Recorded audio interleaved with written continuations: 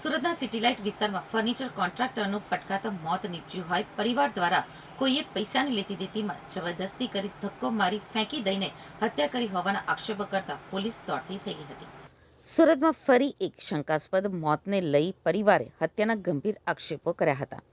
વાત એમ છે કે મૂળ રાજસ્થાનના ઉદયપુરનો અને હાલ પાંડેસરા વિસ્તારમાં પરિવાર સાથે રહેતા ફર્નિચર કોન્ટ્રાક્ટર 40 વર્ષીય મંગેશ સુતાર સિટીલાઇટ વિસ્તારમાં ફર્નિચરનું કોન્ટ્રાક્ટ ઉપર કામ કરતા હતા. ત્યારે પટકાતા તેમનું મોત નીપજ્યું હતું. જોકે પરિવારજનો દ્વારા આક્ષેપ કરાયો હતો કે પૈસાની લેતી દેતી અને જબરજસ્તી કામ કરાવવાના મુદ્દે ઝઘડો થયા બાદ મંગેશને ધક્કો મારી નીચે ફેંકી દેવાતા તેનું મોત નીપજ્યું હોવાનું લાગી રહ્યું છે.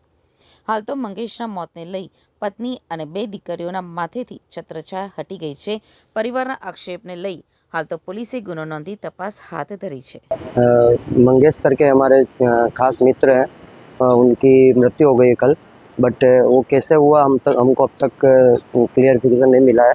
नवमंगल सोसाइटी है सिटीलाइट में, उसके नीचे उनकी बॉडी मिली है. हमको 6 बजे जैसा कॉल आया था कि मंगेश भाई को ऐसा कुछ हो गया है, आप लोग देख लो. तो हम लोग गए तो बॉडी थी उनकी वहाँ, और कोई सोसाइटी वाला जिस साइड पर वो काम कर रहे थे वो साइड का ओनर तक वहाँ नहीं था, और वो ऐसा कुछ कर सके ऐसा इंसान था ही भी नहीं. बहुत सहन शक्ति वाला इंसान था, उनको ऐसा कोई दिक्कत भी नहीं थी कि वो कोई गलत कदम उठाए. और दूसरा कि वो पार्टी उनको बहुत प्रताड़ित कर रही थी काफ़ी समय से, तो उनसे परेशान भी थे. हमको बोला भी, तो हमने बीच में बोला भाई अपन चलते इसका सॉल्यूशन निकालते हैं, बट बोले नहीं मैं देख लूँगा, पार्टी बहुत राजनीति वाली है, वो धौंस बहुत देती है, तो वो कुछ कर देगी.